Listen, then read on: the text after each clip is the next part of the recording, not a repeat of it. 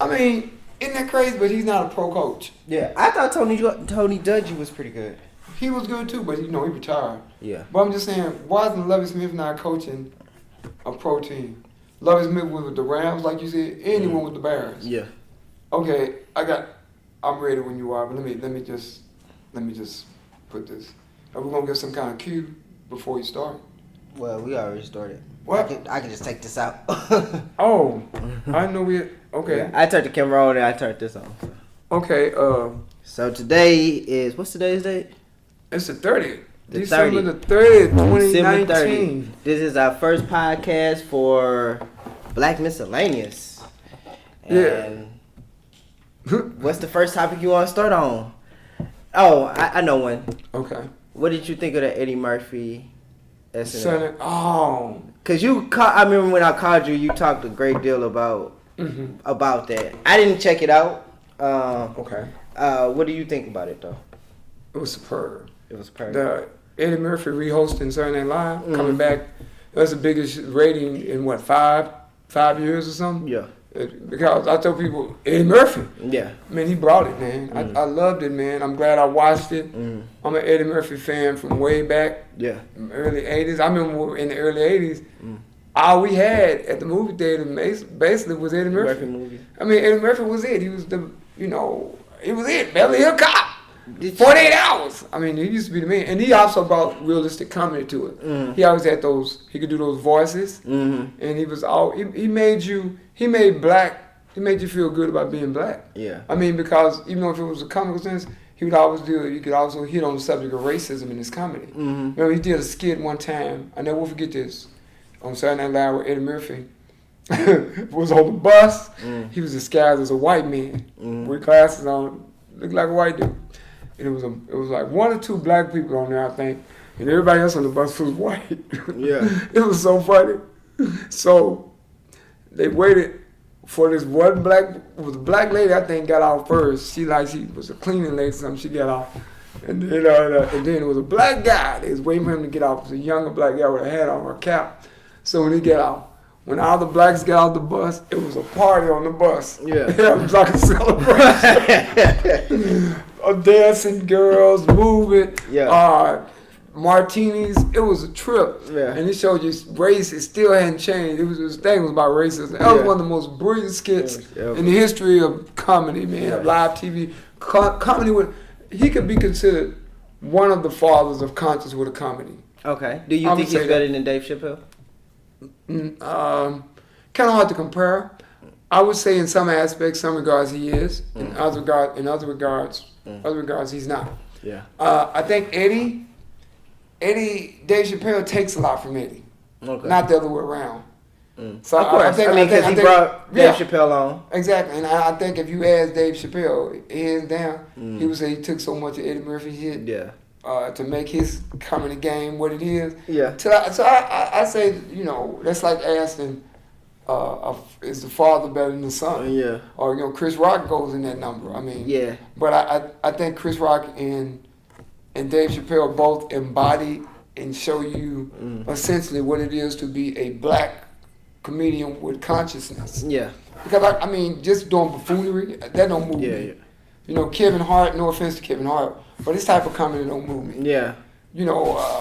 These other people, Eddie Griffin occasionally would add consciousness in his comedy later, but I didn't like him at all. First. I told somebody no consciousness in there, I don't like it. I told somebody that I said I think to listen to Dave Chappelle, I think you would have to be a reader, a little bit. Yeah, you do. I was like, as opposed to listening to like Kevin, because they were saying like this guy, and I know for sure he didn't read, but he was like he liked Kevin Hart over Dave Chappelle. Wow. And I was just like, yeah, dude. He was like, my wife likes Dave Chappelle over Kevin. I was like, does she read? I mean, he was like, yeah, she read. I was like, I just believe his audience is a little bit more intelligent than Kevin Hart's. No, like you said, no offense to like Kevin Hart and his fans, but I just think that like to certain people, it's kind of like what people say about like you used to tell me between Michael Jackson and Prince fans. It's like Michael Jackson fans, they can just probably look at him and be entertain. But Prince, you had to be a little bit more a reader. And people that I know that are Prince fans are readers and a little bit more intelligent. Yeah. So, no offense to people, but exactly. Yeah. It's sad that has to be broke down like that. Yeah. But it's the reality. And I give thumbs up to Eddie Murphy, man. That was funny. Yeah. They had some big fat girl named Lizzo who's taking off on the charts. Yeah. Oh, She's real popular. I actually like her. She's brilliant. Her band is talented. The girl band playing them instruments, they're badass. Yeah. One of the girl who plays I can't think of her name, that plays the lead guitar in the band, was paying a tribute to Rosetta Thorpe with her guitar. She had Rosetta Thorpe style guitar. And she was good. She could play. She on a big coat like her too. Yeah. So it was cool. But I just think I saw her as a cheapened version of Beyonce. Lizzo? Lizzo, yeah. I can see that. I can see it. It's a commodity. She's a commodity, I guess. You know, for obese women or fat women that really want the Beyonce style, and she makes it all right for them. She just helps her self-esteem. Yeah, that's cool. It's cool. I mean, I didn't. I don't know if you saw, but she recently went to the Lakers game and she had on a thong. I don't think I want to see that. And she had on I don't think I want to see that. She got up and whatever. Save the children. And they made a big thing about it. And what I will say is this, for me, I think it was kind of inappropriate because it's like it could be a skinny woman that goes. They don't go to the Lakers game with a thong on, right? You know, so like, and even when they get to talking about, the what is it called? I feel good about myself, or what's it called? Like self-worth and all of that. I was like, I'm just not buying into that. Like, no, to go to problem. Yeah, to go to come on, man, you going to the Lakers game? Like, just her self-esteem is definitely an issue. Yeah, when you are like her, and you first of all, like you said, the skinny girl's not gonna do that. She doesn't have to do that. She loves it. Yeah, come on, man. She doesn't have to do that. Yeah. I mean, but when you know that your self-esteem is beckoning at the lowest level, let's wear a thong because you want attention. Yeah. Whether it's bad or good. Yeah, exactly. And I was just saying, like, I would have been okay with it if she would have came out and said, well,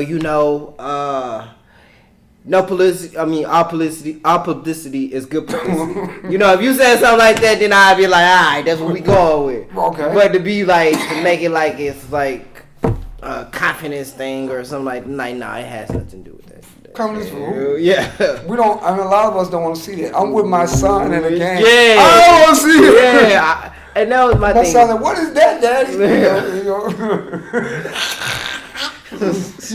What is that? My granddaughter's like, Daddy, why is she dressed? Big Pop, why is she dressed like that? I'm like, you know what? That's a question for us to go ask her. Because I don't, man, no. Nah. But Lizzo, leave it alone. Yeah. So that was that. Hot topics, man. Yeah. Somebody just got murdered. You heard about the shooting in White Settlement, Texas? No. Outside of Fort Worth? It just happened yesterday. I think 2 people were killed. Oh, wow. 1 person wounded. Yeah, they got it on video, man. It's like this guy, White Settlement, so it's obvious who did it. Yeah. Guy we call Black Settlement. Wow. I'm just saying, man. Yeah. But they security shot him down. Security? Yeah, they had security at the church already. It was at the church. Yeah. I just seen it was was it black church? No, white church. White Settlement. Remember I said it was in White Settlement? Yeah. Outside of Fort Worth. It's called White Settlement for a reason. Yeah. Why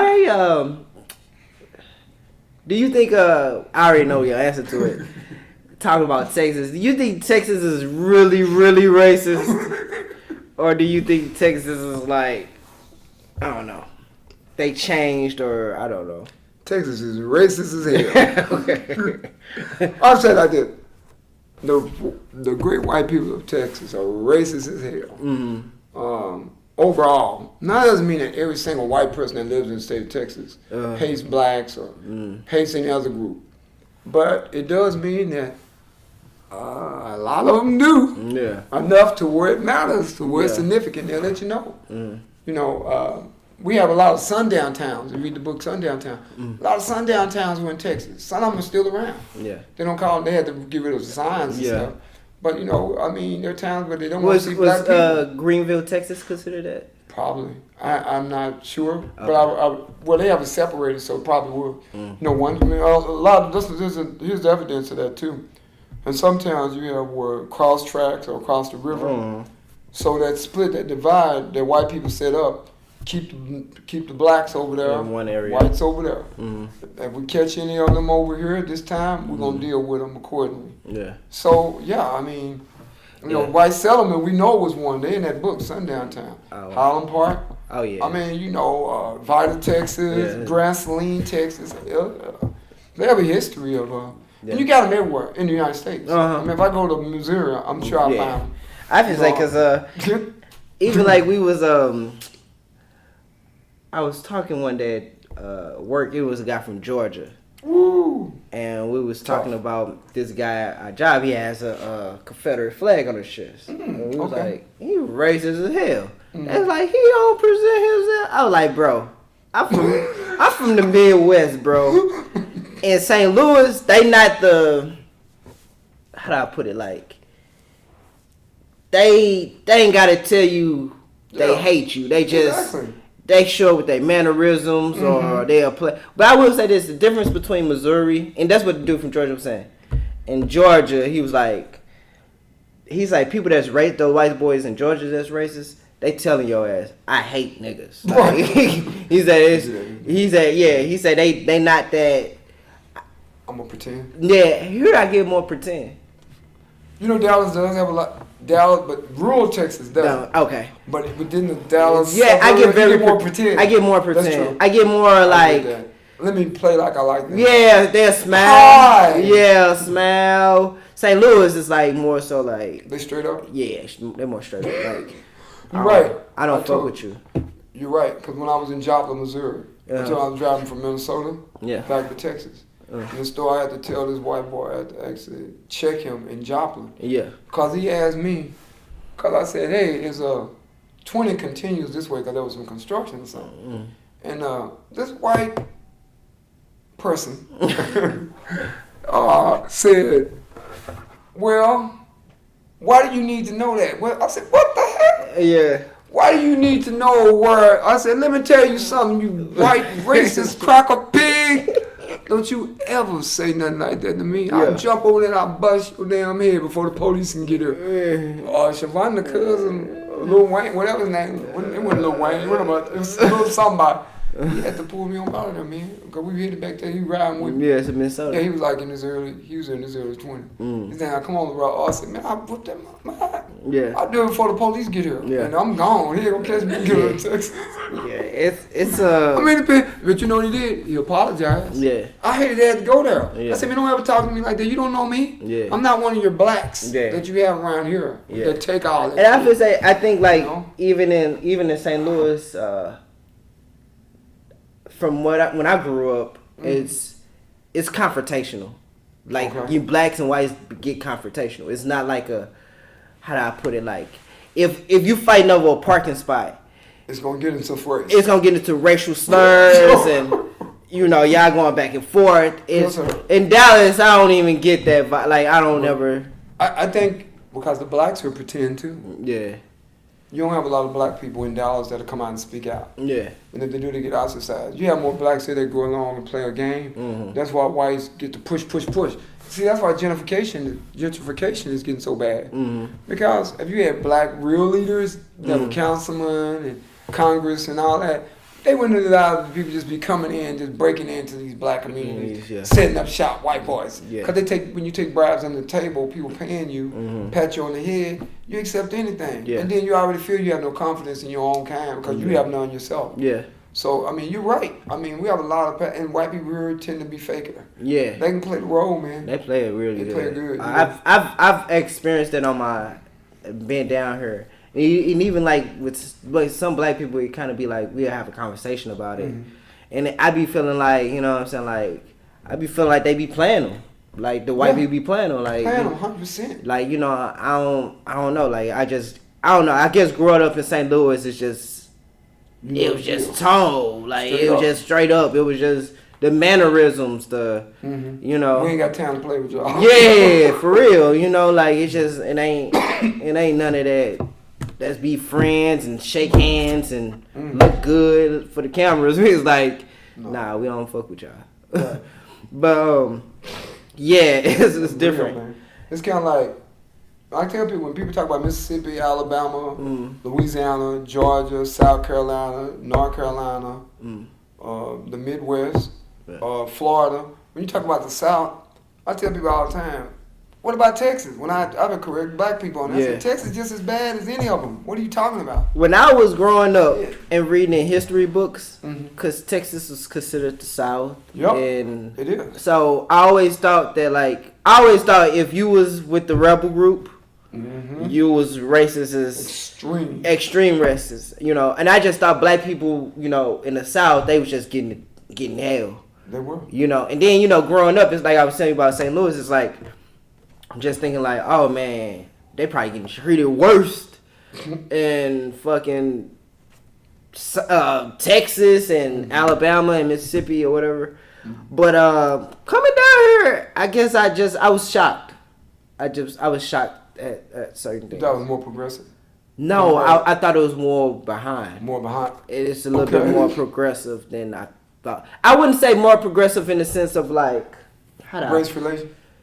Yeah, they're more progressive, I think, in race relations. Okay. As opposed to like in Missouri, you know. Blacks have, okay. Because, I mean, like, coming down here, blacks actually have something. Yeah, St. Louis and Ferguson, I'm just being honest, when we saw Michael Brown, that made us think that blacks there was like way behind us, bro. Like, you don't have nothing. Because they showed the city council was all white, police force. Man, I'm like, but the city was majority black. Man, we were like, wow. Yeah. No, cause that's what I'm finna say. Like in Dallas, I was expecting it to be more like St. Louis, a lot more segregation and like everything.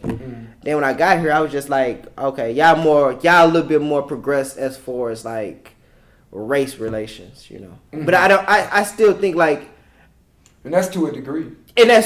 And when I say it's to a degree, because I feel like once again, even with Hispanics and black people, I feel like that relationship is still kind of like fake. Fake. It is. Yeah, you know. It is. It's not legitimate. Yeah, I don't think it's like real legitimate. Well, explain how you see that, because that's the second largest group in Texas is Hispanics. Texas. I mean, so I think personally, I don't think. How do you see it? First off, I don't think Hispanics like black people. Okay, you're not saying every single one. You're saying in general. Yeah, in general. Okay. In general, yeah. In general, I don't think they really rock with black people. You think there's some pretending? I think it's pretend. Okay. I think it's pretend. I think to a certain degree, because they don't include you. And so, like, when I say they don't include you, I feel like Hispanics are more fighting for themselves and getting jobs for themselves and for their own people. And and that's it. That's it. I just don't think that they're like more so like, but I think with black people it's more so like everybody love and some you know, all of that, but I just don't. So you think blacks are naive? Yeah, I think blacks are naive in their relationship. I do with Hispanics. I think with them it's more competition. And with blacks, I don't think black people just in general get the understanding of it's competitive when it comes to other groups of people. Yeah, it's race. Yeah. We're in a race. Yeah. Racism is caused by race. Yeah. And the race that's in the person that's in last place in the race. Yeah. Everybody's race hates you because you're not competing. Yeah. And you open up doors for others to compete on your turf. Yeah. Another thing people of color. Yeah. Even like another thing too that I would say the difference between, like I was saying, that here in Dallas, black people actually have something. You have black people with homes. That's true. With business, a few businesses. A few businesses. Jobs. Yeah. Materialism. Yeah, I mean, but I think St. Louis materialism is on another level. Right.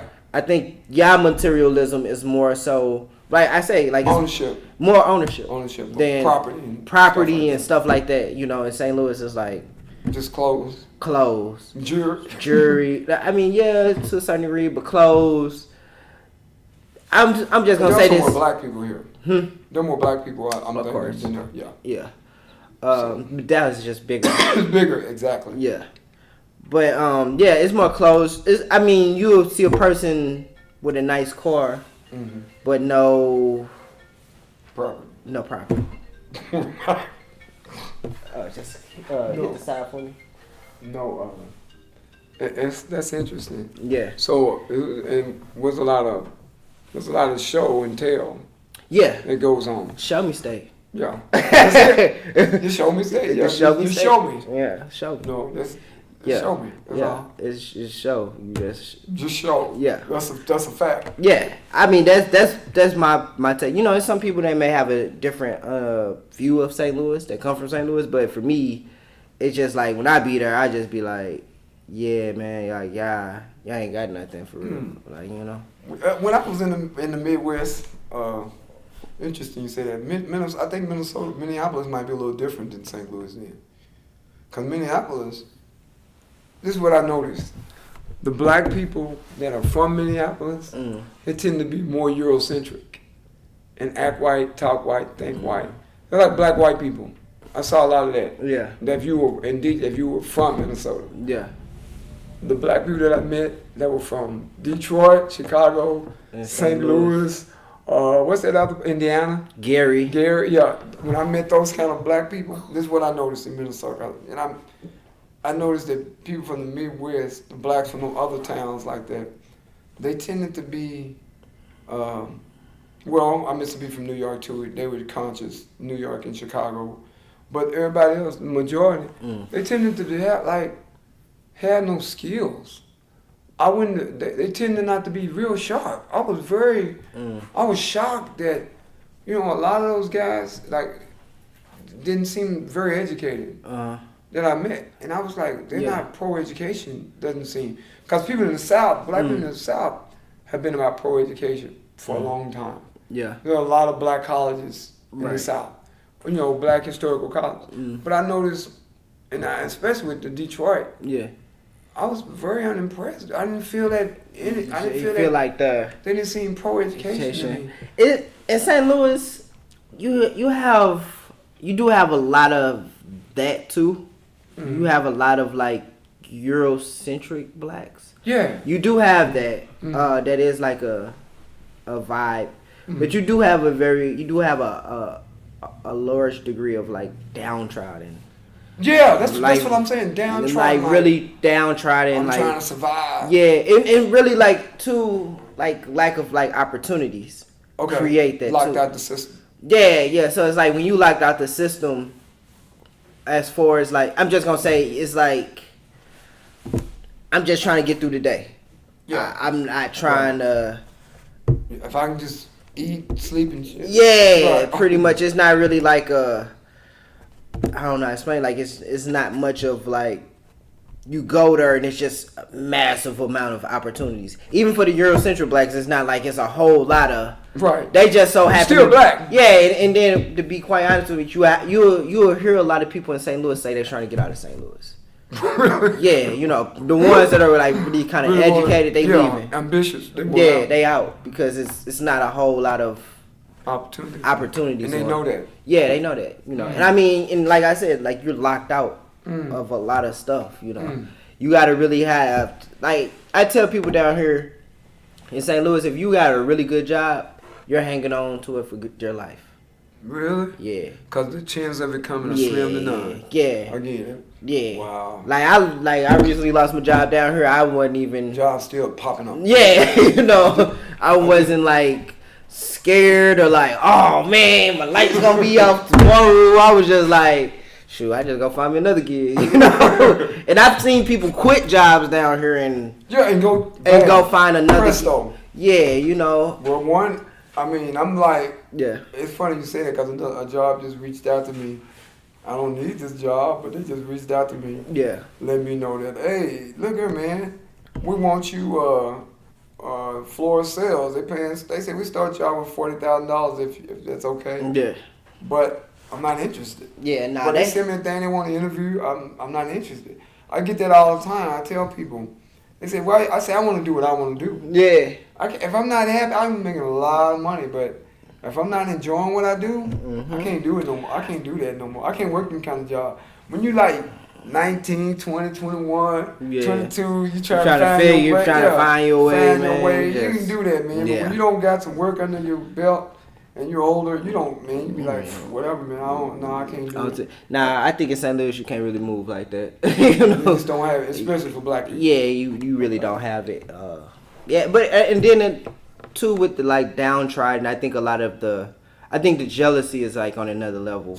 I think that's everywhere. That's here too, bro. I don't think it's not. Think it's worse than here. Yeah. Black jealousy is terrible. Yeah, I think it's worst up there because people get getting shot at. Because it's smaller. It's smaller, it's kills, and I think like here it's like somebody could be jealous of you because just different stuff. But I think they kind of move on. They gonna go back to their job and they home and take care of their family. I think up there it's like. I gotta kill him. Yeah, or you in a club and you looking nice and you look like you got some stuff going. Start something. Yeah, somebody may want to start something, may want to knock your head off. Like, wow. I think it's on that level. Like, so because of the conditions, it's how you doing better? You know, it's that kind of. I think. Yeah, but I think that's universal. Yeah. I still think like here you have that same thing, but I think it's pockets of it. Like a pocket of it in South Dallas. Yeah. If you trapped in South Dallas, then. And I get deal with it. Pockets of Oak Cliff. Yeah. Pockets of East Dallas, West Dallas, Pleasant Grove. Yeah. You know, certain areas. If you locked in that box. Yeah. And I think that's where I be kind of like. I guess I look at Dallas a little bit different because I traveled through a South Dallas or Oak Cliff and I never. What is this? Yeah. What is this called? What is this? Oak Cliff. This Oak Cliff. It's Oak Cliff, right? I asked him. I said, "Do this look like the hood to you?" He shook his head like. Nah. So it's like it does. Like the hood? Like I mean, I'm just saying, like you don't really see like dilapidated buildings, like just vacant. You know, vacant. Everywhere. Yeah, like in St. Louis, like in some areas, this places is just vacant buildings. Just run down. You can just be riding through North St. Louis. Whole blocks. Yeah, whole blocks of just like vacant. Detroit. Yeah, it look like that same kind of vibe. Yeah, you know, you have some areas where it's just like that. Yeah, where it's just vacant buildings and dilapidated buildings in this area. That's how come you don't get it when people say Oak Cliff. Nah, you see people out. You see the home may not be as spectacular, but it's just not like that, you know. But it's a home. And that's what I'm gonna even say. Like, even when you say like people that lives in like it's people in Oak Cliff. A lot of these homes are owned. Yeah. You know, like they are. A lot of homes in Pleasant Grove. Like I got a friend that I go to Pleasant Grove. Mm-hmm. His parents own that house. They own them. It's a bad neighborhood, but they own that property. You know, St. Louis, it's not like really. Yeah. No. Wow. Yeah. Okay, so interesting. Okay, thumbs up for Dallas. Yeah, a little bit different. What else you want to talk about? As a social issue, man. It's something else that happened. Oh, just throw this in. Mavericks, woo, turning it out. Yeah, they blew out Golden State. They played Lakers yesterday. Did they win? I don't know if they. I don't know. I haven't heard about that game. Yeah, they played. But I think that I'm not a Maverick fan. I'm from Dallas, but I respect them. Luka and what's that? Porzingis. Was you the one that said Tim Hardaway Jr.? Was you the one that said that you think Dallas Mavericks is becoming like the old Celtics? Celtics of today's time, where they got all the white boys that's just killing them. Yeah, I said that. I see that, man. I kind of see that. Yeah. They got 3 or 4 white boys on that team that can play like that. Yeah. They do. Josh Powell was pretty good. Who? Josh Powell. Yeah. He be kind of I'd be like. What's the Misc guy name? The one that's the guard for the Mavericks. Bronson. Yeah. He'd play his role. Right. I mean, it's like him and Tim Hardaway. They play. Yeah, they play their roles. They fit into it. But it's like Porzingis and Doncic is the superstar. It's kind of like that's the who is it? Larry Bird and who was the other? Yeah, those they the headliners, but y'all the supporting cast. Right. So you kind of see that relation, that correlation. Mm-hmm. Yeah. Because I mean, there hadn't been an outstanding white boy playing at this level. Yeah. That Luka's playing at since Larry Bird. Yeah. Don't get me wrong. I like Mark Price was good, and Chris Mullins was phenomenal, and you know, so and I think it's not recording. It's not recording? Oh, Wow. But yeah, but that's what Dallas wants. Did it stop? Yeah, we good. We good? Are we still on? Mm-hmm. Okay. Yeah, I think that Larry Bird was probably the last great superstar white guy. Yeah. I mean, to me, that I've seen in the NBA. Mm-hmm. Don't get me wrong. I mean, there have been some other people. Leitner was average, but he tried. He didn't. He played on a couple of good teams with Yeah. other good players, so they let him fit in. Bobby Hurley didn't fan out from Duke. Everybody he sucked. And then you had White Chocolate was good. Oh, not Mike Bibby. Jason Williams. With the black man moves. Yeah, he was cold, man. Good. You know, I love to see him play. Yeah, I don't see him anymore. Nah, but I'm saying this is the last time we've seen it, and so I think it's now more the European. Yeah. It's the European white guy that's bringing that running kind of, it. yeah. I mean, in terms of white people, it's the European. It's cause like the African black guy that's coming to the NBA, he's good, but he can't take the African American. You can't play like that to that level. Now some have transitioned and learning on that level. Yeah. But they ain't. In other words, you ain't gonna be just off the court like you ain't gonna bring it like John Morant, LeBron James, like some of these other guys. Yeah. Chris Paul. You ain't gonna see too many guys coming out of Africa. They have to learn the game first. Cause they have to teach them. They really do. They do. They have to teach them. You starting to see more, but they say supposedly that the NBA is starting to. Yeah, international. Yeah, they started the league in Africa, but I heard about that. they're really trying to get the China market, Mm-hmm. and they trying to so they starting like little leagues to try to get that talent. Yeah. Because China is one of the biggest market, and they doing it also in Africa as well. Oh yeah, and you talking about talent. I mean, developing the kids and everything. So. Well, and they taking that right from the soccer. Mm-hmm. Yeah. Soccer leagues been doing it. Yeah. Soccer teams, baseball teams, Mm-hmm. they do it. Well, when people talk about African Americans have left baseball. Mm-hmm.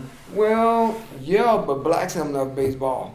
Because the most dominant black players to me are still black. They just happen to come from Cuba, Venezuela, Dominican Republic. Yeah. They still dominate. Yeah. Those are black guys. Now, they belong to the race. They don't belong to the culture. Yeah. Now, because there is no homogeneous black culture. No, it's not. So I tell people they belong to our race. They just don't belong to the culture. The culture is different, but there can still be a coming together, a benefit. Yeah. So I look at that like Dizzy Gillespie and Chango Pozo. That's one of the most unique relationships of African American and a Cuban American. Yeah. Well, Cuban coming together, Afro Cuban. I think both sides they don't know how to foster that relationship though. I think there are people that are trying. Yeah, it's hard because there are other people that work against it. Yeah, it be so many people that's working against it, and I think like. Because I always hear like African Americans say, the Africans think they better than us. And I can see that. Some do. Yeah. But I think where you break that ice is if you knew something, like in this how I do it, if you know something about Africa connect or the country, that takes them from that. Like it goes from if you go to somebody and if you meet somebody from Ghana and you say, I know one of my favorite African leaders is Kwame Nkrumah, and we respect. Boom, it's a conversation. It is, and it changes the whole. That's true. Dynamic. But that gets back down to intelligence. Yeah. That gets back down to stuff like reading. Yeah, it does. You can't be watching the Amigos video all day and not reading books. Yeah. And think because there's a disconnect. Yeah. I agree with you 100%. That's always been part of my relationship with black people from abroad. Yeah. I could connect to them because I knew something about. Yeah. How do you know? Yeah. Whether it was a black person I met from Puerto Rico, whether it was a black person I met from Cuba, Canada, it didn't matter, man. They be like, Mama, how do you know? So it built a relationship. Yeah. I've always been able to do that because you read, you know the history, you know about the people, you know about Brazil, you know, man, about the Brazil. Me and a white Brazilian lady, a white woman from Brazil. She was Portuguese. We had an argument in college. I never will forget that. At UTD. You tell me about this. Go ahead. Yeah, it's great for the podcast. Yeah, she tried to pretend like there was no racism in Brazil. Because everybody in that class was white. I was the only black in there. Yeah. And it was her. And it was in Dr. Kim, was that Dr. Kim Long's class? Dr. Kim Long was a white lady, very liberal, cool. White lady was saying that, well, I'm from Brazil, and we live in harmony. And I said, I raised my hand. I said, you was a lie. I just told her she's a lie. You just said you a motherfucking lie. I probably did. I just wanted to say this for the podcast. I probably called her MF and lie. But because she was lying, she started turning red and pink. Because I called her, I said, you a lie. I studied Brazil. I know somebody from Brazil that's black. Right. Y'all racist as hell to black people. The professor was about to laugh. Look like, because she knew it was true. Yeah. But the white girl, shut up. You don't know. You need to stop. I said, nah, you need to stop pure lying. Bullshit. Telling all these lies. You tell it to these other suckers. Yeah. You don't tell me that. Yeah. You know, I know about Brazil. I know good and well. You know Shantytown, don't you? Yeah. You know all that. I said, she was mad because I knew. Yeah. You know, I had to check her, man. So I checked her. You know. It's pretty much everywhere. Oh, white, yeah. And I said, don't come here playing like you. Oh, we live in harmony. I had to do that with a Hispanic person one time. Yeah. Oh, in Latin America, we don't see no racism. Yeah. I talked to another black dude from Cuba. Yeah. I said, hey, man, his name is Fernando Hernandez. I said, is it racism over there? I never knew it was. He said, he looked at me, he said, I met him at Albertsons. I never will forget this. This was back in the late 90s, maybe. I said, yeah. He said, I'm moving to Houston. I said, you are? He said, yeah. I said, man, is there racism in Cuba? Man, he said, hell yeah. I said, yeah. I said, because I thought you was from Nigeria. He said, because of how I look, right? Not because of how I sound. I said, well, your accent, I knew it was, I wasn't sure, but I just assumed. Yeah. He said, yeah, man. He said, I'm going to be there. My brother, he said, it's the same thing.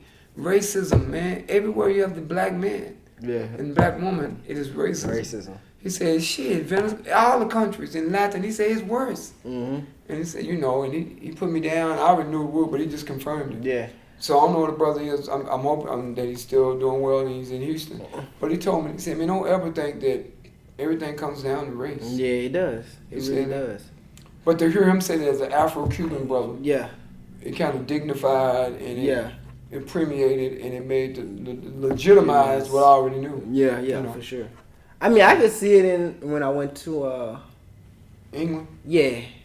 I mean, not like it's not overt. Yeah, it wasn't like they was looking downtrodden. Right. But I'm just one of those people. Like, for instance, like to ride. We were on the bus and we're riding in this whole neighborhoods of just black people. Brixton. Yeah, okay. You know, I'm just saying like. Right. It got to be some type of segregation. Why are they out here? Yeah, you know, like I mean, if it was like some type of like mixture of groups, then you would just be riding. You'll see a mixture of groups. But it's like I literally was riding down and saw blacks. It was just a bunch of. It was like blacks on top of blacks. Like neighborhood after neighborhood. You just see a bunch of. Like I remember it was a guy that I worked with at UPS and he was talking about that. He was like, man, they got neighborhood, they got ghetto places and I was like, for real, like you ride and you just see nothing but black people in these environments. Over there, they got the ghetto, and then in Brazil they call them favelas. The favela. Yeah. You know, they don't say barrios. Yeah. Like Mexicans say the ghetto for them is the barrio. And the black people in Brazil, or the poor Brazilians that are Indian descent, Indios, and the Africans, they call it favelas. Yeah. The favelas, man. They say, well, I die and go to a favela. It's heaven a favela. Because it's so bad. Yeah. And Papa, you ever seen the movie City of God? Yeah. That shows you. You saw that? Yeah, man. It's a classic. You like City of God? It was violent as ever. I didn't. I mean, it was. I liked it in the sense that it showed you the reality of violence in Brazil. Okay. I like that. That happens, and it shows you how dirty and corrupt the police are. Mm-hmm. That's why you have it, and how they just come at black folks. Yeah, it shows you all that, man. Yeah, because you can see even on the lower level how blacks were still the target. Yeah, you see what I'm saying? I'm not like, wow, man, racism. That's why I get mad at black people when they try to dismiss or look over racism. Yeah, you can't ignore it, bro. Because even in the movie City of God, it just seemed like no opportunities. Yeah, like when I would watch that, it's like, how could a person even be like educated in that? Like for real, like if you really think about it, it's like it serves no purpose. It's like it's like I'm just gonna say you go to school to be a mathematician. Right. How can you help that environment? Like literally, how could they? The environment that they depicted in City of God, how can you even? Helpless, yeah. You would have to have a whole clean out renewal program, and we would start probably with the law enforcement, economic development. You'd have to, so that's done by design. Yeah, let them die, kill themselves. Because I mean, it wasn't nothing they could really. Nothing, man. Nothing. So I mean, even in the drug thing, in fact, you still end up it's useless. You can get a nice car. Yeah. You can get some jewelry. So you still stuck. They still didn't seem like the drug dealers could even like move up or they couldn't. Yeah. You could get new clothes. Yeah. I mean, materials. I mean, what's the point of being the fresh dress? Like, I mean, that's where the jealousy really. You finna be the nice dress, and a year later, some young dude he's gonna want your spot. He's gonna knock your head off. So that's how it go. Yeah. And it's kind of like. Oh man, it's pitiful. Yeah, it's like I was listening to the other day. I'm an Elton John fan. Right. Yes, folks. I said I love the music. Elton John, and David Bowie. You know, those white British gay men that jam. Yeah. I would say what's Dave Chappelle shit right there. Was ironic. I've never. It seemed like a lot of black conscious people always say they like Elton John. I love Elton John music. Elton John, one song I'm going to tell you about, I don't know if you ever heard it, but I tell people listening to the song. Elton John made a song back in 1975. I was in the 4th grade. I liked it then. I didn't realize the meaning that much, but as I got older, I studied the meaning. He made a song called Island Girl. It was written by Elton John and Bernie Turpin, I want to say. Island Girl. What you want in this white man's world? It's in the lyrics. Right. Island girl, won't you come to the black boy's world? It wants to take you, it wants to make you rock, it wants to take you. And island girl, island. Anyway, the song's about colonialism. Wow. It's about black woman, it says it in it, Jamaican woman taken to New York to prostitute. Oh wow! And the black Jamaican boy or young man is trying to get her to come back to Jamaica and live as a human being, as opposed to being a toy for the white man's system of colonialism. Yeah, that's all in the song. Oh wow! You're being made of what we want in this white man's world. Yeah, let him have. Wow. It's deep, man. Dang. So, which brings me to one of my up-and-coming books. I shouldn't be sharing this, but I will. I want to write a book about just the political and conscious songs, the meanings. Oh, like what I just broke down about Island Girl. Yeah. Bob Dylan songs by conscious hip-hop groups, songs by conscious R&B. Well, not necessarily conscious, political socially aware songs and break them down for people to know what they mean. Yeah. What's the song mean? That'd be cool. Yeah, I just thought about that. That'd be but Elton John made me think about that. Yeah. Because a lot of people don't expect Elton John to have nothing that deep. Yeah. I've never listened to Elton John. I'm going to be honest. Okay. But like when I hear a lot of conscious black people say they like Elton John, I'd be like... Oh, you've heard that? Well, I'll give you an example. On the Boondocks. The conscious kid said, because they was talking about gayness. Okay. And I think Riley, not Riley, Boots. Yeah, the conscious one. He was like, I like Elton John, he's gay. And I know he represents the conscious. You know, Huey with the Huey, he represented. He liked it. Oh, okay. He liked the Elton John. He was like, he's gay. Yeah. You know, and then like when I listen to you and I've heard other people say certain things, I be like, he must be political in some sense. Yeah, I mean, and his songs are about life. Yeah. And I like Elton John. That's somebody I really can't. I like Elton John. Yeah. I can't diss him. Mm-hmm. I remember when he was on Soul Train, and everybody was dancing, all the black people, and you know I was a little boy watching this, and he was jamming. He sung Benny and the Jets. Benny and the Jets. Yeah. Boom, everybody was dancing. Then they played Philadelphia Freedom. Yeah. And then he did a soul album, complete soul record. It's called Elton John and the Tom Bell Sessions. Mm-hmm. He got the only people that are featured on that album with him are the Spinners, the R&B group. Yeah. You know, duo. Well, I'm sorry, group. Yeah. The Spinners. You know, it's a good album. A lot of people that are hardcore Elton John fans didn't even know about that album. I said, you ain't a real fan then.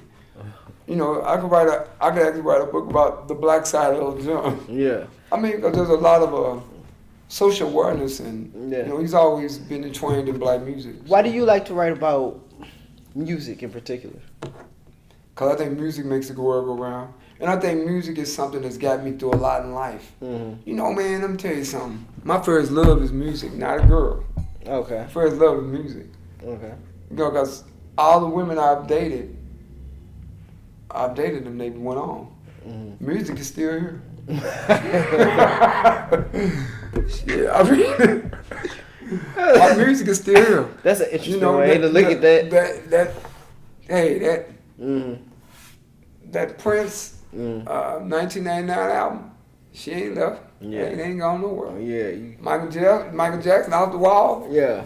Queen album. Yeah. Queen, We Will Rock You, that ain't went nowhere. Yeah. Elton John's Greatest Hits album, ain't going nowhere. Yeah. So I just think, and I think music helps make us more human. Okay. I think music helps make us more human. So we listen to music that's really disharming, and it's non-logical, and it's violent, and it's nasty, and it's disgusting. It degrades us. It makes us less human. So I think music, because it shapes what we do.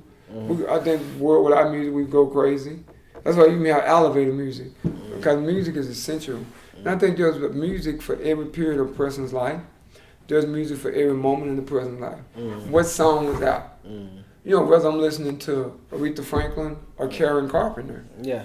Music is music. You know, I like the Carpenters too. Yeah. You know, it's obvious I love soul music and R&B. I'm part of the people. Yeah. You know, but I like certain white artists too. I mean, there's a couple of Asian and Hispanic artists that I dig. Arab artists too. So I don't really discriminate on music. If I like your music, you got me. Yeah. You know, but I think music, man, getting out of trouble, man, helping me get through times that I know I won't do. Yeah. Being depressed. I mean, music, I could turn to music, man. Music would just speak to me. People can give me direction. But by the music speaking to me, it gave me direction. Yeah. People couldn't do that. They tell me what they thought. Yeah. Based on their life. Yeah. The music's unbiased. Yeah. It's giving the same music, the same lyrics in the music they've been given to millions of people. What you gonna do with them? What else? What's another topic? Music is my first girlfriend. I think another. Oh man, gentrification. Okay. What you think about it? I think it's a terrible sin. I think it's horrible. I think it's disgusting. I think it's. I wish it could be fixed, man. I don't know if it can be. It can't. And I think that it's done by design. I think that there are black people in on it, just like white people. And I think that law enforcement is in on it. I think everybody's in on gentrifying and pushing black people out. Yeah, I don't think it's gonna be solved though. You don't? No, I don't. I think with gentrification, because it's happening too strong, rapidly. Nah, man. I think it just comes down to like economics. Like, if you're not like, because this gentrification is essentially like the economic process in America, right? By white people. Yes. Mm-hmm. So I think, like, for instance, if you're not building businesses, where you gonna when they start building and pushing you out, where your money at to even try to take part in the process? But why are they pushing you out? They could go other places to push. You don't think they select certain groups or certain areas where certain people are by design? Yes. Because they could always, you got the money, you can go, just keep going rural. Yeah, I could. Why? Okay. Another reason why it's pure race, because the same areas that are run down that you say now you're going to gentrify, when you gentrify them, the crime goes out the window.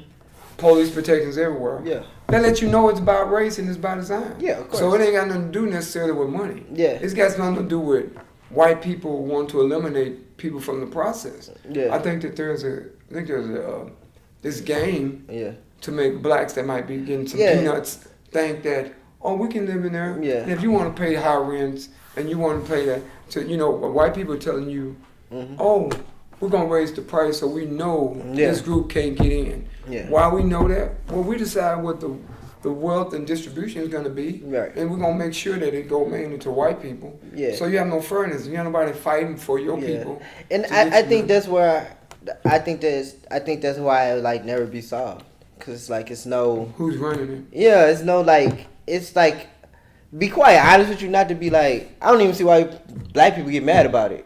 Cause it's just kind of like it's what you gonna do about it? Yeah, it's like it's nothing you really can like. I don't see it being like a stop. I don't see how you're gonna stop it. You have no way of stopping it. Like it's like they basically just gonna come in and they've been doing this for years. Like they've been doing it for years, for centuries, for a decade. It can be stopped. It's been stopped, but you have to immobilize and be so strong to stop that. You have to be, and that's the thing, like, I think, like, as far as, like, and I think really, and this is just my opinion, I just think at this part of, like, racism in America, black people really just gonna have to stop it on their own. That's the only, I don't, ain't nobody gonna help. Yeah, I don't, honestly, like, I've heard people say to me before, like, racism not gonna be solved if white people are not a part of the process or a large majority of it, and I'm just like, well, that's not happening. That ain't gonna happen. That's not gonna happen. Exactly. Like I just don't really believe that white people are going to. Well, not enough white people. Yeah, not enough. Right. Not enough white people are gonna. Yeah, even like I'm just gonna say, even when you go to a job, it's like to me when I look at it, it's like, why complain when they're not going to assist you, bro? You're not gonna get no love on that aspect. I don't even know why you would even, Same thing with gentrification. I just feel like with gentrification, black people until black people as a group kind of like unify, which is kind of hard or unlikely to happen. It's gonna always happen. Well, and you're right, I agree with that, but I don't think that everybody black has to. See, I'm done with the whole notion of black people coming together as a unit. My thing, I push for like-minded black people. Pockets of black people. That's how you can move. Yeah. I agree.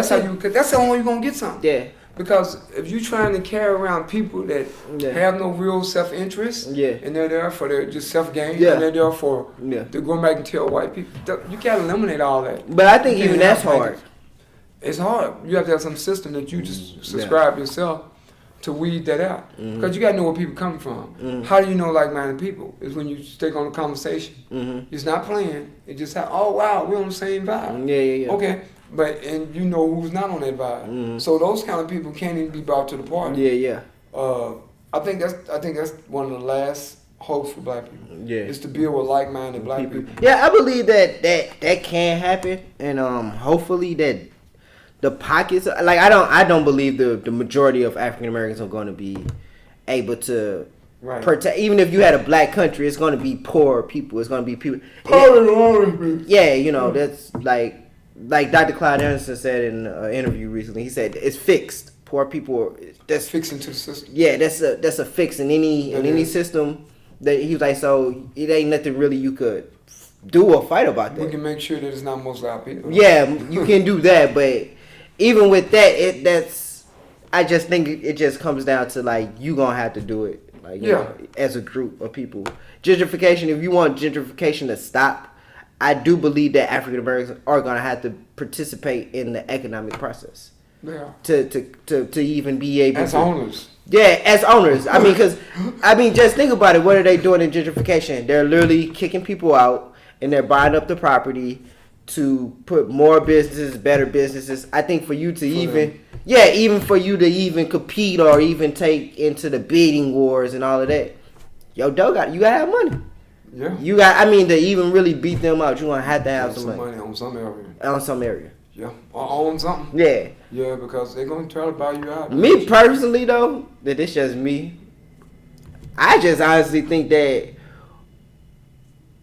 you should take advantage of it, though. I mean, when I say take advantage of it, when black people start moving out and they start going those places, you know the property value finna go down. Buy it up. Then going into gentrification and you buying property at the highest price point. Yeah, but keep those black areas from becoming gentrified where you own the property and you do what you want to do with them. That's because again, they maneuvering you have to maneuver them. Yeah. And black people have the power to do that. Yeah. But when you have your leadership, well, when I say leadership, I mean your political people that you get to speak for you. Yeah. Your city councilman people. What are they doing to fight it? Yeah. You know, what's your congressman doing? Yeah. What is your senator? But you know, those people have an allegiance because you vote for them. You know what I think too with that too as well? What's that? I think congressmen, like politicians, that is on such a high level of like leadership. It is. I think you have to have a base level of leadership as well. You do, but you don't have. But that's your city councilman. Yeah, but I think to a certain and your clergy. I think to a certain degree, the people, the business owners, those people they gotta what's the word I want to say? They gotta answer to their constituents. Yeah, and they don't. But I can say I don't think the constituents' leadership is as strong. Not solid. Yeah, it's not solid. You have to have an agenda. Yeah, because I think even with a black congressman, right? Mm-hmm. I think if the constituents, like on the smaller scale, the leadership on the smaller scale, and I'm just gonna say Jerome that owns the little liquor store right here, the person that owned the grocery store. I think if you had those type of leaders and they kind of go in and with their money, he gotta give in. Yeah, I think but it's gonna take a lot more restructuring because you black businesses are crumbling. I mean, in black neighborhoods that are primarily areas that are black. Yeah. Where you see lots of black people, they're the majority. The business are ran by other people. Yeah, of course. That's the problem. Yeah. Those people there, unless they like vested in that community and say, hey, we don't want this area gentrified. Because I feel say that's what makes it harder for me. That's why I think it makes it harder for a black congressman to really be a black congressman because you don't have that. Yeah. You know. It hurts. Yeah. Because you don't have, Saheed on this. Yeah. Because I'm just going to say, if you a black congressman, and I'm just going to say, it ain't no black businesses in these communities, what can you do if you ain't got black businessmen trying to what are you doing to try to push them over there? Yeah. Because you have people that councilmen and congressmen, you push for stuff like that in your district, in your community. Mm-hmm. I mean, there's no reason why there shouldn't be a Home Depot right over here or a Lowe's or a brick and mortar store. You can push for that. Yeah. Well, when you bring that in, it opens up jobs. Right. Factories. Mm-hmm. The same. I mean, if you had factories over, I'm serious. I think you would have a different. On the South Dallas area that has back over there by Leadbetter. If you had, crime would drop automatically. I promise you. Yeah. I tell people because you give people the choice. Yeah. You want to continue to do that and you end up in prison, dead, or in jail. Yeah. Or you want to do this and you get a job and buy you something and sustain a family or whatever. Mm-hmm. Most people gonna choose that, but we're in such a dilemma. I guess I never looked at it too like them bringing like those type of jobs. I always just looked at it like wings, chicken. Nah. You talking about AutoZone type? Yeah, I mean, cause it's like you never. How do I say? Factory. Yeah, it's factory job. Well, because you're really breaking down the poverty then. Yeah. Because you can really, factory. You can really make 500 people. Yeah. 400 people, 300 people. Yeah. Oh, we're gonna see a dent. That's what we need. Factory and jobs. Then you hire like building helicopters, airplanes. Yeah. Building technology, whatever. Making cell phones. You need that now. A black person can make a cell phone. And you can open up a factory here. Yeah. I don't know if anybody's thought about it. But it would be ideal. It's something that could be done real quiet. It could, yeah. And it could blow. It could blow up. And you can create your own apps and all that with your own phone. Yeah. Because we ain't even in the cell phone game. There's nothing to keep us from getting in it either. Nothing. Really There's a lot of things that we not in that manufacture. I feel like, because even in the black neighborhoods, they buy the little cheap phones. There you go. There's a market for any of it. Yeah. But you always look at your international market too. There are always people outside that want to buy it. I think that's something too that I think African Americans should definitely tackle. Is like me personally, I think like if you really want to shoe company, I think you should build your factory in Africa. Well, yeah, you can get it probably done cheaper. Yeah, I mean, I think like I honestly think that all the time. I always think like because I could see like a person like Kanye West or these people, and he'll be like comparing himself to what's the guy name, Phil Knight, and it cut off. Comparing himself to Phil Knight. Yeah, he'll compare himself to like Phil Knight and. He always comparing himself to something. Yeah, but I feel say I think to a certain degree, if like he had a different mentality, I think like it wouldn't be nothing for Kanye West to go over to Africa and literally talk to heads of state and tell you Kanye West, say, look, bro, I want to build a shoe factory here for this amount of dollars. Manufacture. Have him sent back to. The United States. I think if he thought like that, I think it could make a world of a difference. Yeah, and it's unfair to put on an entertainer. Yeah, because we got black people that are specifically business people. Yeah. That needs to be thinking of that model. Yeah, no, I mean I agree because I just believe though to a certain degree, even the people, because it ain't just Kanye West that's doing. It's other black business people and all these other middlemen that's in it. Eliminate them. Why you not? Right. I think that's one of the keys what you just said. Yeah. You gotta eliminate the middleman. Yeah, eliminate the middleman. Like, I always think like if I had a bunch of money, I don't need no middleman, bro. Yeah. Middleman, that's a song by Living Color. Yeah. The group Living Color got a song called Middleman. Yeah. I don't need But I think like those relationships like that is what can kind of, and then you can surpass these people now because you're not going, like I'm just gonna say because China didn't raise their factories up now. So now the price of making a shoe over there is up, and I'm just gonna say they gonna give Nike a deal because Nike didn't kind of put them on. Right.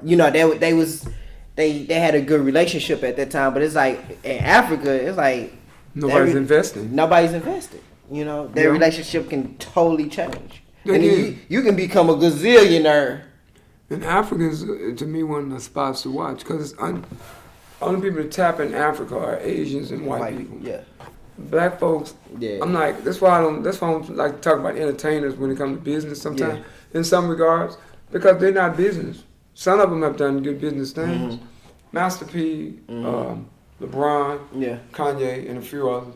But I'm saying we have to look at other real business models. Yeah. Like Earl Graves type cats, that really substantiated business. The guy, Baron Allen, business, left entertainment, just strict business. Like he brought up all them weather stations. Yeah. We got to have more business models, but I don't think, like what Umar Johnson said about Baron Allen, I don't think about him. I heard you talking this, getting blacks, who most of your company, who works for you? Who are most of the people on your board? Yeah. See, talking that same thing over Jay-Z. Yeah. You got this title. Who most people work for you though? Yeah. See, people got to ask questions like that. We need to see what is this black title company with mostly black workers. See, we got to we favor Miss Destin. the situation is desperate. Yeah. For black people, we gotta just lay it on the table. It can't be pretty sounding words and mystique sounding ideas. Yeah. It got to be like this. Is what it is. Yeah. It's a put up, shut up. It's like right now, if I met with any of these guys, I say, hey, look, man, I need you to fund me $150,000, $200,000. Why should I do that? I can give you a proposal of 10 reasons. Yeah. What I'm trying to do and why I want to do it. Yeah. You know, I can show you want to break down. I would want to do that with a black person who's got money. Mm-hmm. With a white person, why would I want to do it with them? And then they're going to get a percentage of what I'm getting. They're going to get rich. Rich, and they're going to always say, I helped them get it. Yeah. You know, I think we got Rod's bud there, man. Yeah, I don't think we on that level. Well, I don't think a lot of African Americans are thinking like that. I just think they're just so bought into, like, and I think, like, for us, too, they don't really, like, they not bought into the mentality that they can literally do it on their own. Right. No confidence. Yeah. Like, none. Confidence is just low, just beat down. Like, and I don't get it. It's got a lot to do with why we commit so much crime? I mean, when I say crime, I mean black on black crime. Because we kill each other horrendously. I think we commit so many crimes just on the level of, like, lack of opportunity and lack you don't think it's got to do with the fact of feeling worthless? Yeah, but I think that comes from lack of, like, opportunities. Yeah. You don't think there's opportunities for us? I do. I mean, it may not be. Let me say this. They may not be at the highest. No, I'm gonna say this because for me, I think when you wake up every day, it's an opportunity. It is. Right. But I just think when I say, like, a lack of, like, opportunity, they don't even have, like, they don't even have a person telling them that, you know, you can do something. Or I'm just gonna say, for instance, like right now, what we're doing with podcasting. Right here. Nobody had to tell me to go get a sound device. No, self-investment, smart investment. Nobody had to tell me to go get but you would have probably an African American person like, man, you know, I want to do some podcasting, and I need a camera, and I need a sound device, and then they'll repeat that 20 years. Yeah, they'll be thinking, but they'll say like they need this. They'll probably be like, I ain't got $300 and I need $300 to get a sound device. When really, if we didn't have this, we literally could just turn that camera on and have some type of sound. Some kind of sound. And been done with it. That's right. I think with African Americans, like, it got to be on a gigantic scale. That's why we don't get a lot done. Yeah, I don't think they understand that, like, sometimes use what you got. Yeah, use what you got. Like, I don't think that's the mentality that I think they lose. Like, let's literally just work with what we have right now. So you're saying really a loser's mentality? Yeah, for real. Like, I think, like, I'm just gonna say, you have people who, I'm just rapping is a cool thing right now. It is. I think it's people out there, I know this for a fact, it's people out there that believe that if they don't have a record contract, that they not doing anything. When really all you have to do is go get you a little,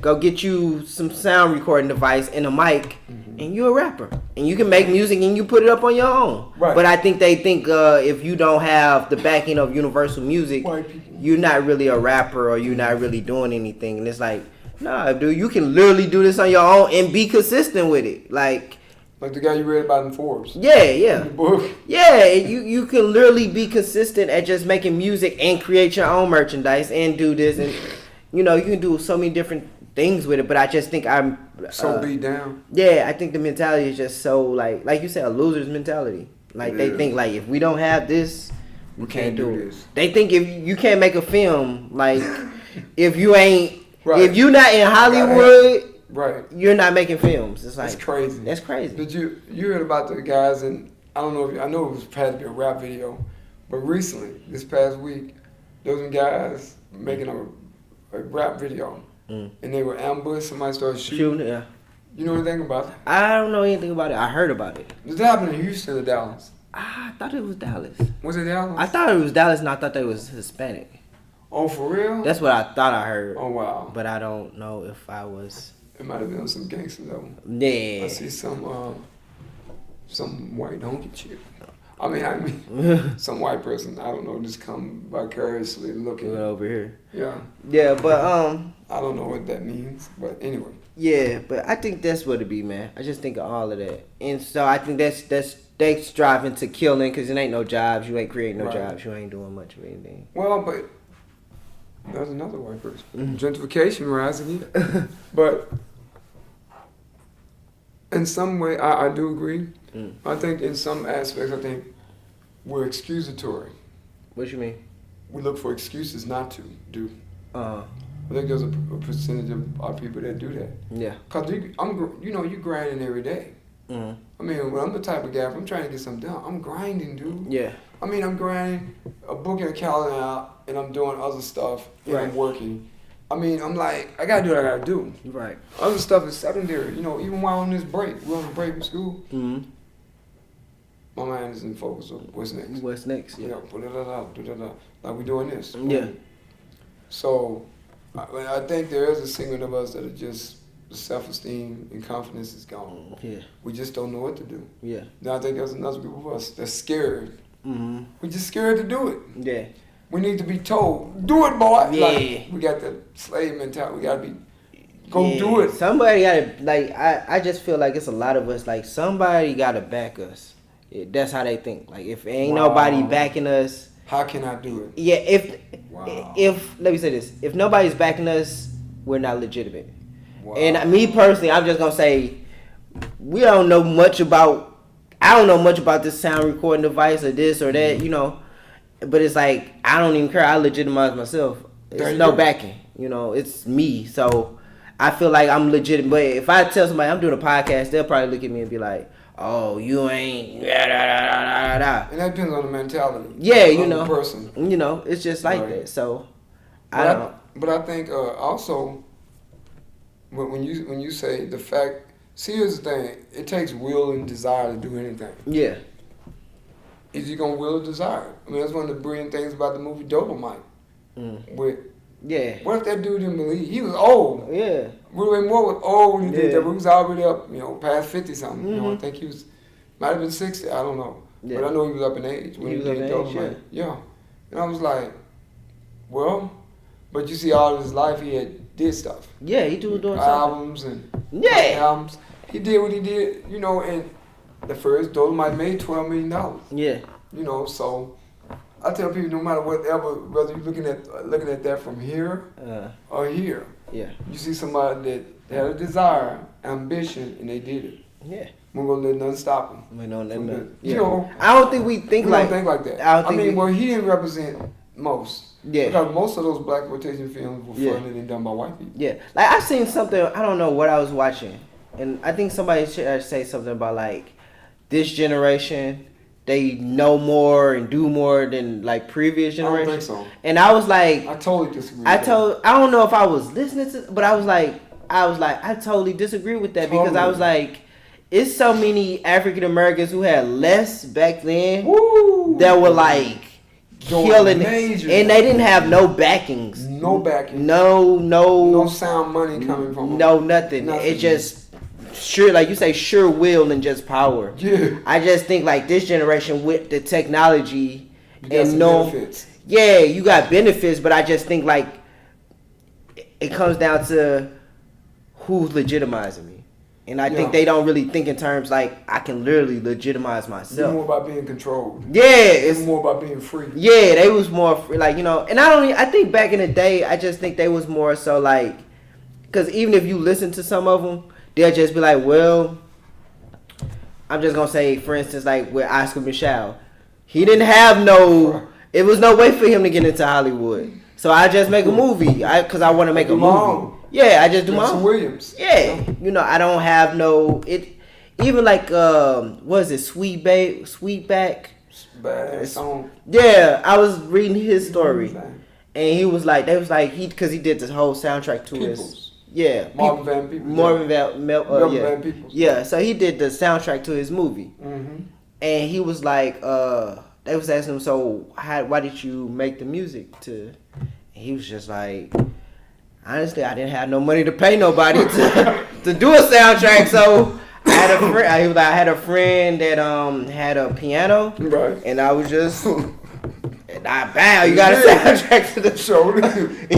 So with the movie, it was funny. Yeah, he was like, he was like, I didn't have no. He was like, I think he said he tried to go to Hollywood. Right. What you got? Yeah, no, they told him that they was like, what do you want to do? He was like, I was trying to get a job there as a director. Mm-hmm. And they was like, you be at the elevator guy. That's the job you can get. And so, but I'm just like, now these people literally created things on their own, and it's like now they be like, nah, man, we gotta go to Hollywood. It gotta be. Because there's more marketing now. Yeah. With all technology, you're more throw it in your face. Yeah. You gotta get back to that grassroots level. Yeah. Do for self. See, because that's what Van Peoples did. Yeah. Shaw.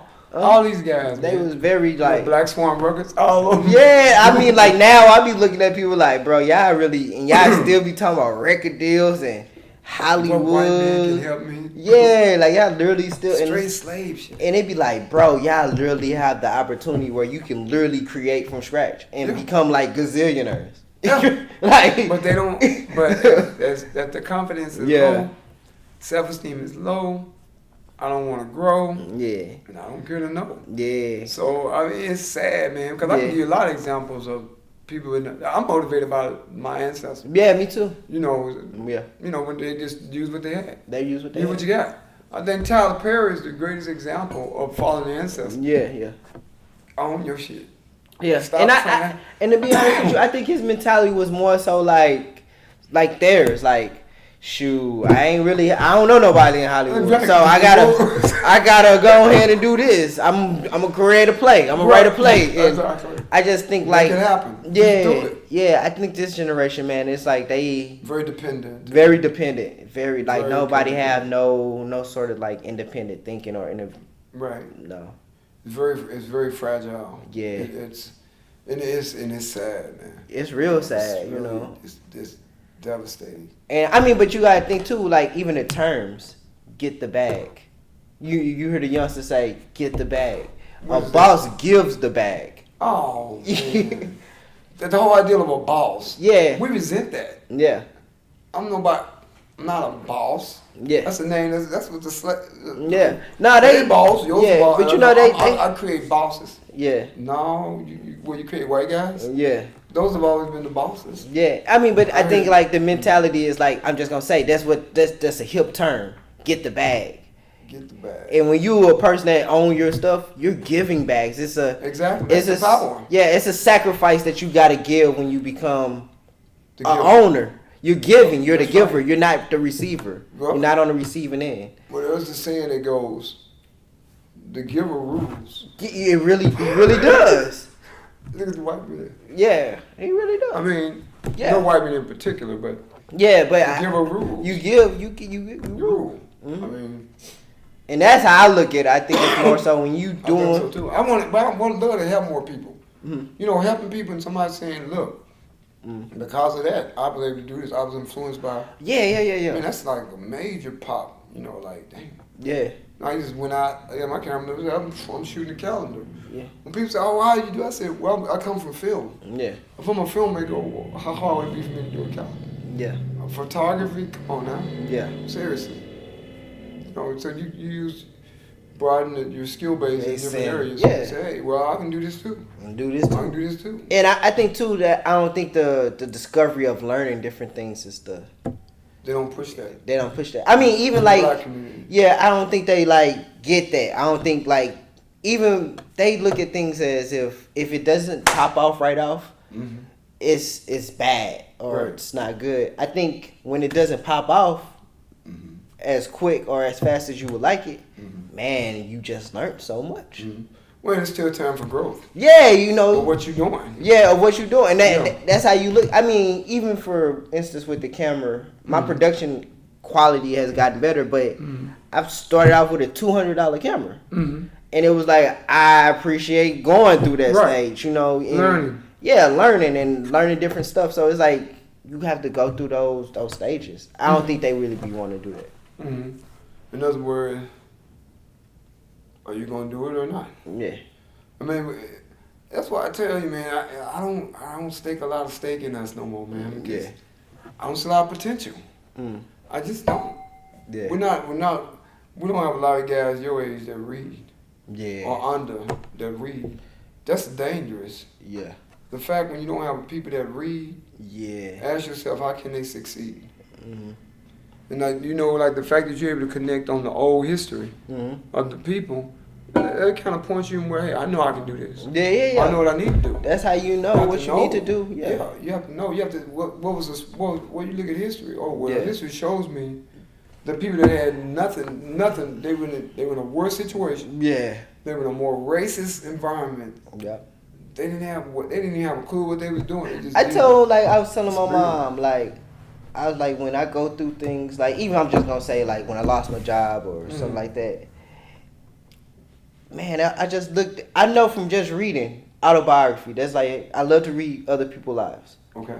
It was so many African Americans who lost jobs and been like, I think it's just the mentality of if you lose a job or if you, I'm just gonna say if you just hitting with just different stuff, right, and you put in bad positions or whatever, right.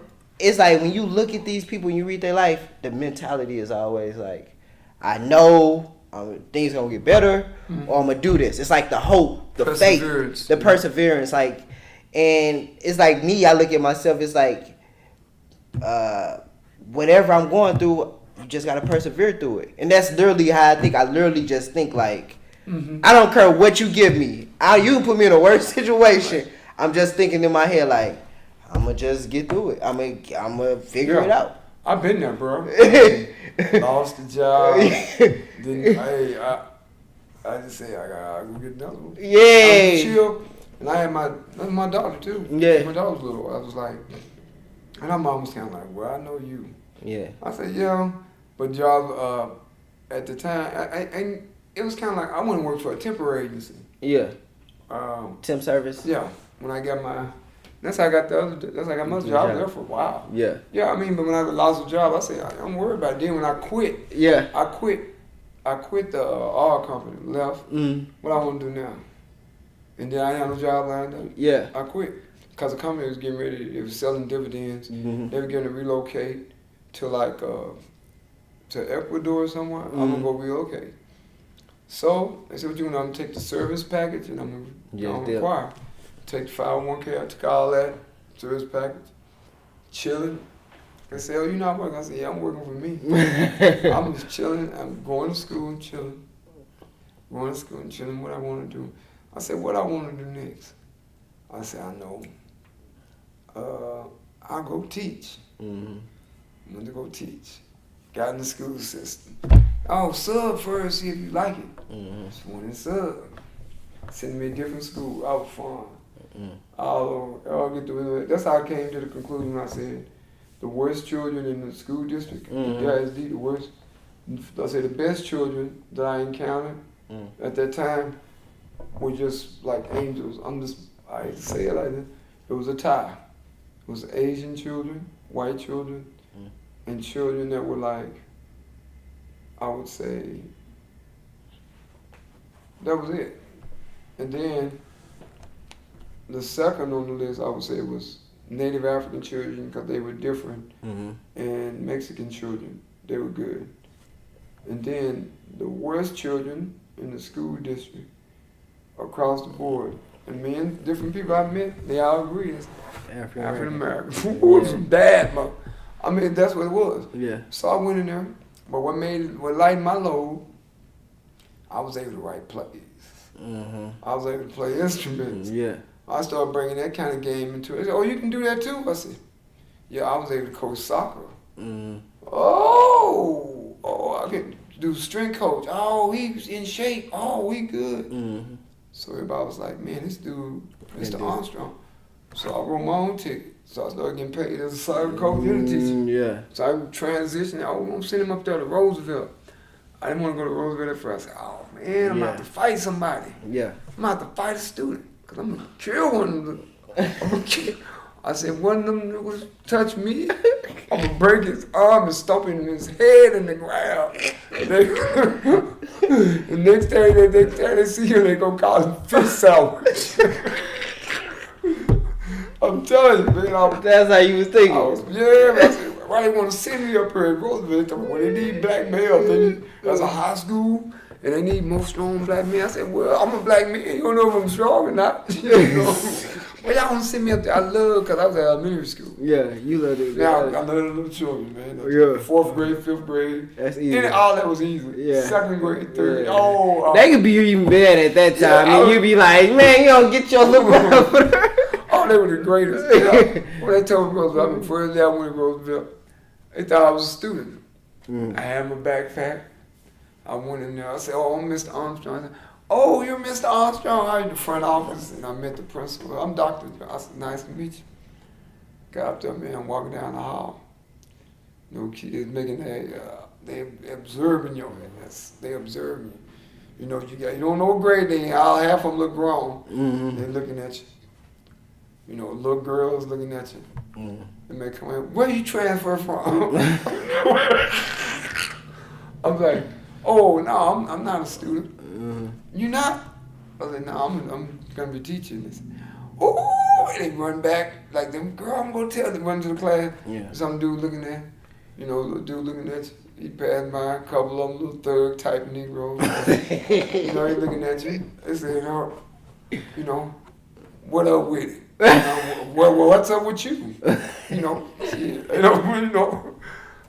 be no jive, man. You wanna try me? Whatever. So I mean, they told me in the classroom I was gonna be in. I was in that classroom. First time I went in. Nobody there. I wrote my name on the board. Mr. Armstrong. Set my backpack down. Set my desk. Ranging. They started coming in. Yeah. Some people coming in laughing like, I must be in the wrong class. Different students saying, wait a minute, who are you? I said, Mr. Armstrong. I said, hey, that's a student playing like you're a teacher. People saying, like they're sitting up on their desks. And I said, oh, they doing all this when they come to my class, when they come to their seats, because they think I'm just there. And I'm like, oh, look at here. Boy, I'm going to have some challenges today. So when that bell rung, the toilet bell rung, for everybody sitting down there, people still throwing papers. I said, I need it quiet in there right now. I need everybody to settle down. They looked at me. They settled down. They just chill. They said, somebody had a little future. I said, oh, we got a comedian over here in the corner. Oh, okay. You want to score or something? Okay. I get that opportunity. Score. Yeah, I get that opportunity. We played the dozens. I said, but I'm not going to be the slave. So they said, you a teacher? I said, yeah, I'm the teacher, the new teacher today. I'm going to be the teacher here. What's your name? I said, Mr. Armstrong. See it on the board? I said, man, we thought you for real, you a teacher? You're not just playing, though. We thought you was a junior, senior. You thought you was in our grade. I said, no, I'm not in your grade. I've long past your grades. They told me, well, you can't be that much old enough. You had the young girls that wanted to get to know you, outside because they thought you weren't that much older. And then you had dudes who wanted to challenge you. I remember one time, this is the only real confrontation I had with this one boy. It was a freshman class I had. Big old freshman dude. He was a bully. What was his name? Was it Kennard or something? Kennard, I think that was his name. Big old dude. But I can tell you he's a bully because all the other kids acting like they were scared of him. Yeah. He came to class. So he came and he said, yo, I run this show. I was doing all this kind of, I guess those were intimidation. What year was this? Oh, this is like 1997. Okay. 97, 98. What's going on around 97? The East Side, what is it? Lil John, the East Side boys was kind of going on. That was going on. East Coast, West Coast. Oh, okay, okay. All that. I'm from the East Side, West Coast, because they're doing that at Roosevelt. Right? Okay. Some people were East Coast, West Coast. They had caps like that. Really? It was turning into like gang warfare. Ooh, wow. Yeah, so, I told him, the dude told me, he said, oh, you a mark. He said, that's a big one. And I said, who are you talking to me? The dude said, he said, yeah, all right, yeah, right, straight ahead and to the right. He said, you a mark. I said, I'm a mark on what? What am I a mark on? He said, you a mark. I said, And then I said, the young man, he said, oh, he said, sir, that means that, you know, he gonna start some shit or he'll take you out or something. I said, that what it mean? I didn't know slang. Right. And I said, okay. I said, so you think you gonna mark me? And I said, okay. The young man there just told me what that meant. Let me tell you something. I said, son, I will beat your ass. So I lose my bow tie. And they said, woo, he got on a tie, bow tie. He wasn't a Muslim man. Boy, it was feared when all the way out of there. It got quiet. And then one of the girls ran up and went and told Coach Price in the next class across. And so I told him, no. I said, Coach Price, no, I'm about to with Coach Price. I said, what? He said, man, he said, you don't know who you messing with. Yeah. That man beat your ass. I said, don't tell him nothing, Coach Price. I'm going to show him. Where you want to take this ass whipping? We can do it in the classroom. I'll take you anywhere out here. I'm going to show you. Because after I beat your ass, you bring your Uncle Tommy from out of prison, Aunt Saladin, all of them up. Because I'm going to whoop all of you. You say you bring your uncle from out of jail? From out of prison and shit. Go get him too. Because I know I'm about to kill him. I'm about to take his ass. I already know what you are. Yeah. Man. That is hell that wrong in class now. I do. I've been back in my class and go. I've been back in my class. He had left out. He came back for the end of the day and apologized profusely. Yeah. Had no more problem with him. Really? It was. Cause I told him, I said, man, I don't have time for that, man. I will beat your ass. He said, man, see, Officer Jacobs knew me too. I went to school with Officer Jacobs, a police officer up there. He said, LeBron, he said, I know him. I know LeBron Armstrong. You know that karate shit. He was gonna knock you out the window and then be ready to fight your whole family. Yeah. So I was like, I don't have time. I said, look at son. You see how big you are?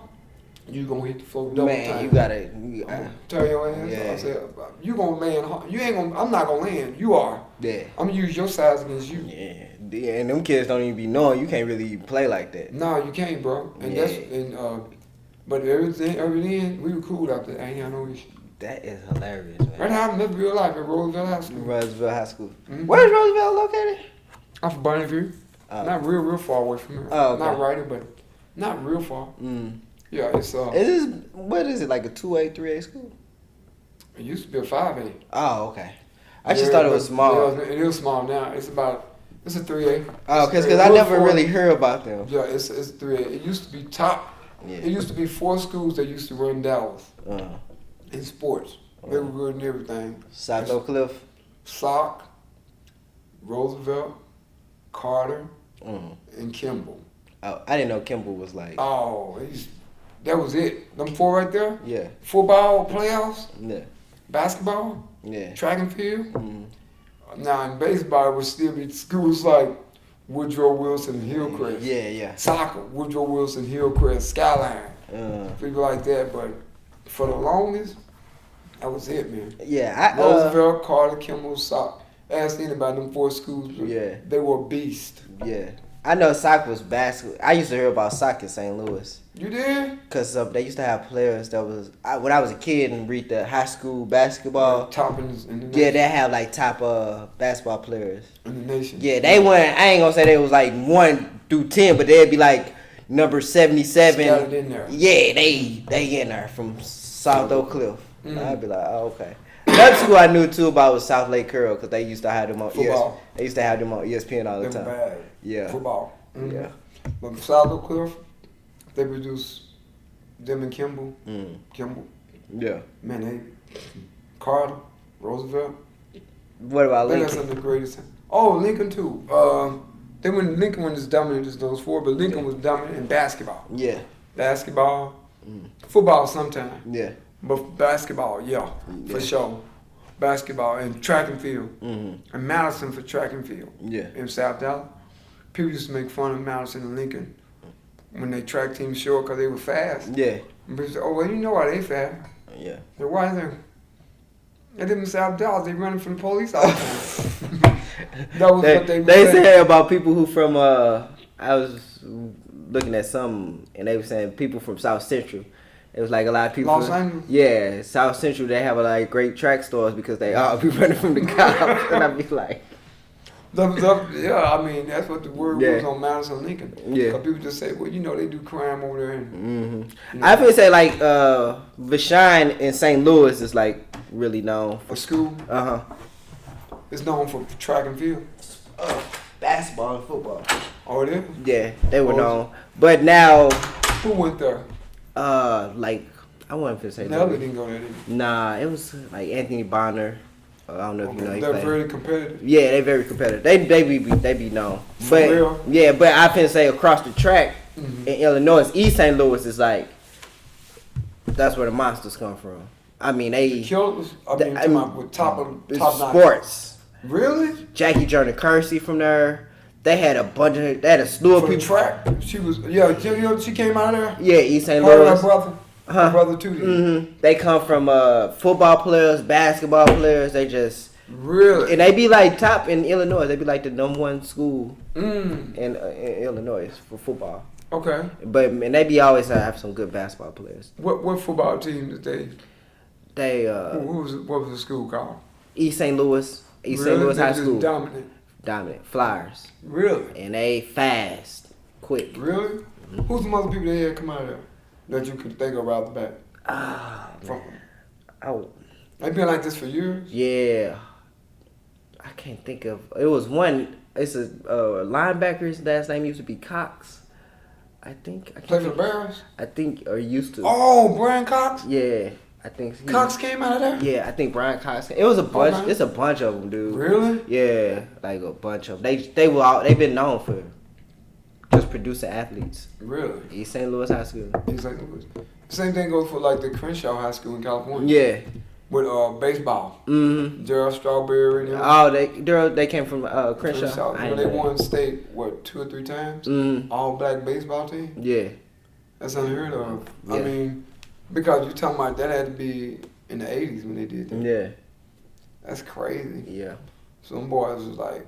Just beast. I think blacks need to get back in baseball though. Yeah. I think that's hurting us. I tell you, when I talk to parents that have little boys, I say, don't just let them play football. Yeah. They say, what do you think I should get him in baseball? Yeah. I think baseball and soccer. More money, man. Yeah, I said, you don't want your child coming broke arm and concussion all the time. I said, don't get me wrong, football might be okay to play for a little while. Yeah. But when he really start focusing, tell him let him play baseball. Baseball and football. They go look up baseball. I said, baseball players make more than everybody. What? I said, yeah. I said, he can play longer. Yeah. Why you think about all these? It's a lot of white boys you don't hear about. They coming out of high school, going to baseball farm club, getting contracts, 20, 30, 40 million off the bat. Easily. That's before they even go to the pro. Yeah, they ain't even. I was telling my mama that I was like, they're not even going to the MLB. They playing the Lou. Yeah, and they still trying to work their way up there, but they getting paid $30 million just. That's crazy. Crazy money. I said that's what I tell my grandson. I said, nah, you need to play baseball. Yeah. If you want to play, if you ain't gonna play, football key. How old is he? 6. Oh, okay. So he started getting up in that. Yeah. But he said he already played t-ball. Yeah. I told him how to catch, know how to pitch. How to hit. I said, you need to play baseball. You don't need to. I can't tell y'all what to do. Yeah. His dad liked it. He played football. But I said, but didn't work out for you, did it? Yeah. I mean, I ain't trying to dish you. But I mean, sometimes it be a thing too, like exposure. Because sometimes everybody ain't exposed. Football and basketball players. And I think a lot of cats that play football and basketball would have won baseball if they got exposed. Yeah. I think soccer. Soccer too. Yeah. Like, I think if I would have played soccer when I was like, if I would have played on teams, I think I probably would have been really good. Because when I would play it, I would be just dominant. It would be easy. Well, one of the best basketball players that have ever played the game come out of soccer. Yeah. Because it gives you eye and foot coordination. Yeah. And I tell people you can't get that from everything. Like Kobe Bryant. Because a lot of people don't know Kobe Bryant plays soccer. Yeah. Some of those African players that come and play, they be playing soccer, so they be good. That's how they make the transition. Yeah. Because it helps you when you have the foot and eye coordination. Because if you don't have the coordination, or in basketball, you need some kind of advantage.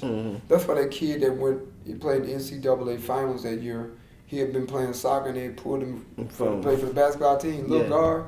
I forgot his name, but they say he was able to he hadn't been playing basketball long. But he brought the soccer and they showed him the basketball fundamental and he mixed it. Woo, he was nasty. Wow. That dude was nasty, dude. I don't know his name, I don't know where he... I think, but they say his first love is still soccer. Wow. But the basketball team, starting in the NCAA finals, he was playing for some college. They talking about he's a soccer player. And I told somebody, see, that's the advantage if you're black and can play soccer. I've been saying, you bring that into this. I be saying it a lot more when I be watching college basketball or something like that. They be talking about some the soccer person. Yeah, these people that be coming from like international and how they play soccer, or like R.J. Barrett. He's from Canada, I believe. I think they say he was playing soccer. Soccer player. He got skills, don't he? Yeah. You know his. I want to say his godfather is Steve Nash. Oh, really? Yeah. He was the one that was playing with Zion Williamson at Duke. Wait a minute. They say his godfather is Steve Nash. His godfather is Steve Nash? Yeah, that's what they say. Oh, bro. I didn't know that. Yeah. But Steve Nash played hockey too. Did you know that? Steve Nash is kind of well-rounded athlete. He was. You know, I'm talking about when you find people that can play 3 or 4 sports and they good at them. Yeah. That's cold. You know, you go to Dave Winfield, could do that. Deion Sanders. Yeah. See, Deion Sanders, I said he should have stayed in baseball. Yeah. He could play basketball too, but he should have stayed in baseball. And why? Because I just feel he would have had a longer career. Yeah. And I think he would have been like I didn't know in baseball. He was dominant, stealing bases and shit. Yeah, I didn't know Charlie Ward was like a two. Oh yeah. Like my dad would be telling me, basketball and football. Yeah, my dad was like, he won the Heisman Trophy. I'm like, Charlie Ward. He was like, nah, cause I mean I used to know he played point guard for the Knicks. Right. And my dad be like, he was the Heisman Trophy winner. They just wouldn't take no chance on him. Yeah. You know, that pissed me off too because he was good. Yeah. But you took a chance on Doug Flutie, but you wouldn't take a chance on Charlie Ward was cold, man. Doug Flutie was alright to me too. Yeah, he was cool, but Charlie Ward was better at that quarterback. Yeah. I mean, he didn't get a fair chance. Yeah. You know, and I think, you know, but he, you know, New York did let him play guard, but I liked him better in football. Yeah, my pops told me that. I was like, Charlie Ward? I was like, he was a standout. Yeah, I was like, my dad was like, yeah, he was cold. He was killing people at that quarterback spot. Yeah, I think because he could throw and run. Yeah, he was killing it, man. He was. I just felt, you know, it was a bias because he got to have him. He beat all the big white boys. Yeah, I can say at that time too. You know, that was a time where they didn't even want you. If you were black, you could really be no quarterback. Right. Oh, he made it. He made bona fide. Yeah. You know, he beat out people just like McNabb did at Syracuse. And Cameron, you just had to beat people out. You know, you couldn't be black and be average. And you still can't. Yeah, you really can't. I tell people, you just can't, man. You can't be no average black. You have to be like just so much better in so many areas. Yeah. To compete. Yeah, you really do. In the society, man. Yeah, and that's on so many different levels. Your own stuff. Yeah. You know, you have to. I say, because they're never gonna play fair. Nah. That be my thing too with people. When they get annoyed or they be feeling like they got done wrong by white people, I just be looking at them like, bro, you already kind of knew it wasn't you really didn't have a fresh chance in this. Like, did you really think that like you was gonna go in here and they was gonna promote you to the status of getting $300,000 CEO? You next to like, no, bro. Like, do you actually think they see you and they see this white? Yeah, like, do you actually think that I'm better? Like, dude, do you really think that, bro? Do you really think you? It ain't about you being better. It's like, right. Do you really think they finna give you this shot? Oh, hey, hold on 1 second. This is my mechanic. Whoa. Man.